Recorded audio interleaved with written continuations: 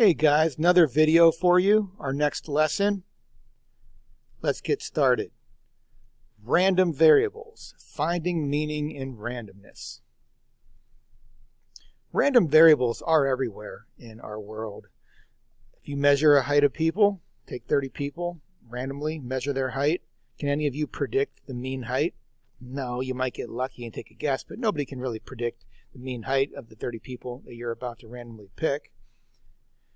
We did the same thing with an experiment, and we recorded the blood pressure from people that took a drug, and the other half of the people took a placebo. The mean blood pressure, no idea, random variable.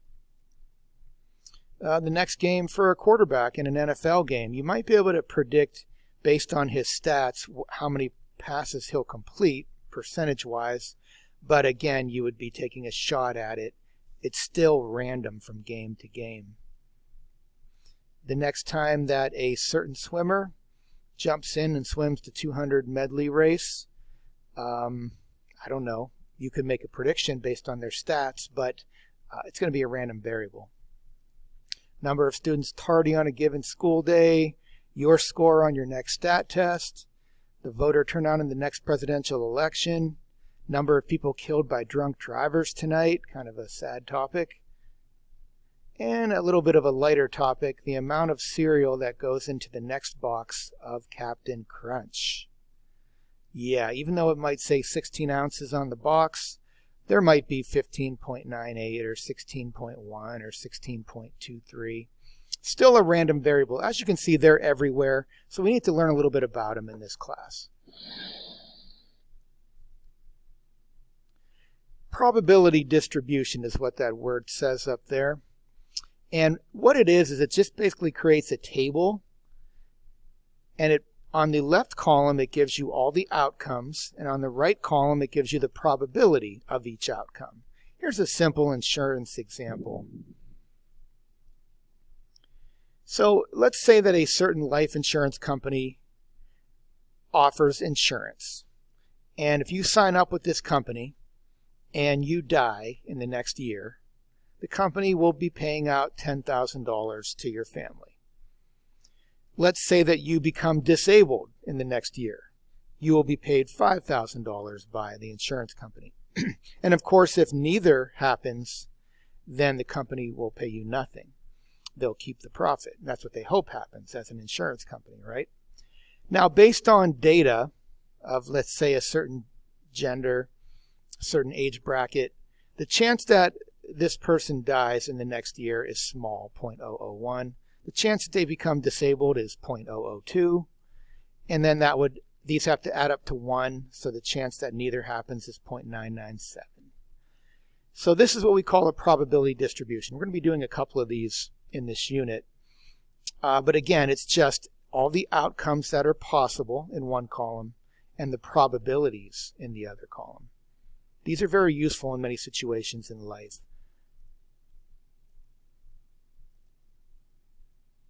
Is this a binomial situation? Is this a Poisson situation? Well, right off the bat, there's more than 2 outcomes, so it's not binomial. There's 3 outcomes here. And Poisson would have to be giving you a single mean for the entire situation, and that's not the case here. This transcends both of those. This is neither of those. So therefore, if we want to find the mean or the standard deviation, we couldn't use those formulas that we just learned for binomial and Poisson. So how do we figure out what we can expect in this situation? Well, we have these formulas here. The mean of a random variable. This works for any probability distribution that's numerical, like you just saw. The mean is the sum, okay, this big capital sigma here, Greek letter, just means add them all up. Take the x times the p of x. So take each x value, each outcome value, times its probability, add up all of those out, add up all of those products, and you will get the mean of the random variable. Sometimes we call it the expected value. Now note that they're the same thing. So whether you write it as mu, as in mean of the random variable, or capital EX, They both mean the same thing. Mean, expected value, same formula. We are not going to, I'm not going to make you learn the standard deviation of this, but that is where it would, that is the formulas in case you were ever had to do that. Let's practice the mean right now. Okay, so here's the table we just looked at. Death, disability, or neither. There's the payouts the insurance company would have to pay, probabilities. So if somebody said, okay, well, what do you expect to have to pay out? So let's say you're the insurance company. You're the actuary. You are asked to figure out what should you charge? What should we charge as a company to each person that walks in the door and says, hey, I want death and disability insurance for the next year? What should we charge that person? Well, you want to make the insurance company money. You don't want to lose money for the insurance company. So that expected value is very important here. Here's how you calculate it. Take the X, multiply it by its probability, make another column. 10,000 times 0.001 is 10.